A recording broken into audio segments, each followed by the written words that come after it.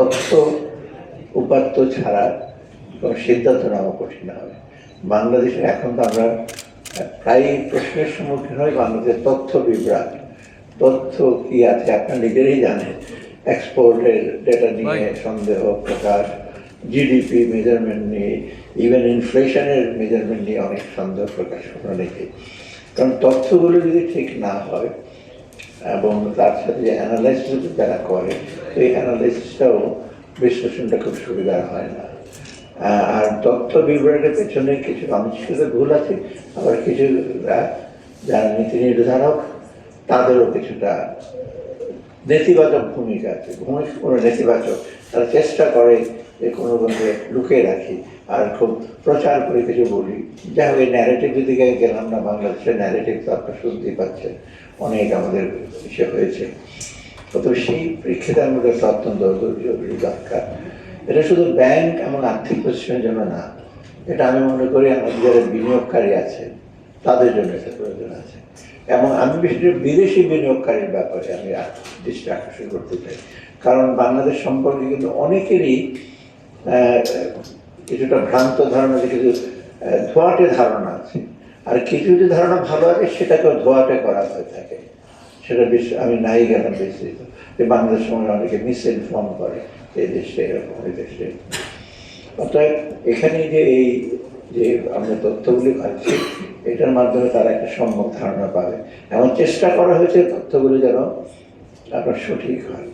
এই নির্ভুল তথ্য বা ডিপ্লোটা যারা তথ্যটা দেয়, অর্থাৎ তথ্য যারা দেয় এবং তথ্য যারা আপনার কালেক্ট করেন, সংগ্রহ করেন, দুই পক্ষের কিন্তু দায়িত্ব আছে। এখন চেষ্টা করা হচ্ছে যে এটাকে যেন মানে মোটামুটি ইউজফুল করা হয়। আমরা তো দায়িত্ব নিয়েছি, এটা আমি সাথে বলি we have not assume power, responsibility.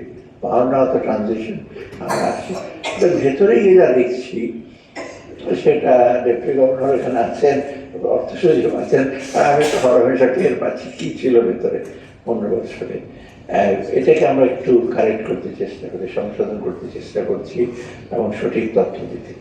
তবে এই ডেভেলপমেন্ট ফিল্ডে আপনি যে কোনো নেওয়া থাকে, শুধু অর্থনৈতিক উন্নয়ন, সামাজিক উন্নয়নকে তথ্য বিশ্লেষণ এবং তথ্য সংগ্রহ অনেক এটা বিশেষ। এই জন্য আমরা বলি না ডেটা ম্যানেজমেন্ট, তারপর ব্যবস্থাপনা। আমরা তো বিভিন্ন দাতা সংস্থা বা সাথে এই গোষ্ঠীর সম্মুখীন হচ্ছি যে তোমাদের রিসেন্টলি আমাকে বললে তোমার ডেটা ঠিক আছে তো, আমরা তুমি নিঃসন্দেহ করতে পারো যে ইনফ্লেশন বেশি দেখছো, অন্য সমুদ্রদেরকে 9 করে দেওয়া হতো, 8 করে দেওয়া হতো, আমরা 11-12 যাই আছে। তো আমি ওই প্ল্যানিং মিনিস্ট্রির বলতে আমার কাছে যা আসছে খুবও তাই পাবলিশ করতে বলেছি, এবং আমরা এগুলো কোনো কারচুপির ব্যাপার নেই। সত্যকে আমরা ফেস করেন। গান্ধীর একটা কথা যে প্রিয় মিথ্যা যন্ত্রণাদায়ক, মানে সত্যি সত্যি কথা, মিথ্যা কথা বললে খুব ভালো লাগে ভেতরে, কিন্তু এটা কোনো আসলে করার, মিথ্যা কথা বলাটা যতটা সময় অ্যাভয়েড করা উচিত। আমরা চেষ্টা করছি, বিবিএস আছে যে তথ্য ব্যবস্থাপনা যদি আর বেটার হয়, কুইক হয়, আর বিশেষ কোয়ালিটি, তথ্যের গুণগত মান আর সাথে পেরিওডিসিটি, এটা কিন্তু ইম্পর্টেন্ট। পেরিওডিসিটি মানে হেজ ডেটা, হেজ হলো 15 সালে, রেজাল্ট পাবলিশ করেন 20 সালে। এই ততক্ষণে তো নিউট্রিশনের ফিগার, পভার্টি ফিগার সব চেঞ্জ হয়ে গেছে। এইগুলি যথাসময় তথ্য যদি না দেওয়া হয়, ওই তথ্য কিন্তু এসে থাকে না। আর একটা জিনিস আমরা চেষ্টা করছি যে আমাদের দিকে সরকার ন্যাশনাল সিঙ্গেল উইন্ডো করা, এটা কিন্তু একটু রেলিভেন্ট। এই প্রসঙ্গে আমি বলি, ন্যাশনাল সিঙ্গেল উইন্ডো মানে এটা কিন্তু 16 সালে শুরু হয়েছে, 23-24 হয়ে গেল, খুব বেশি দূর এগোয়নি বোধ হয়। আমি রিসেন্টলি তখন একটা ওয়ার্ল্ড ব্যাংকের সাথে রয়েছে, একটু তাড়াতাড়ি পড়ে। সিঙ্গেল উইন্ডো মানে ব্যবসায়ীরা একটাই সাথে সব তথ্যগুলি পাবে, ইভেন তাদের যে ক্লিয়ারেন্স কোথায়, ট্যাক্স দিতে কোথায়, এইগুলি যেন পাওয়া যায়। এইরকম ডেটা ম্যানেজমেন্ট, এইরকম যদি আপনার উইন্ডো থাকে, সহজে দশ জায়গায় দৌড়াদৌড়ি করে তথ্য নেয়, বা 10 জায়গায় দৌড়ে একটা কাগজ বের করা, এখানে যাবো, এটা পারমিশন এখানে লাগবে, সেটা কেউ এরকম এনএসসি কার্ড আছে। তো আমাদের কিছু বেসিক তথ্য ভাণ্ডারও আছে, আপনার কালিয়াপুরে আছে, যশোরে আছে, তাই না, ন্যাশনাল ডেটা সেন্টার।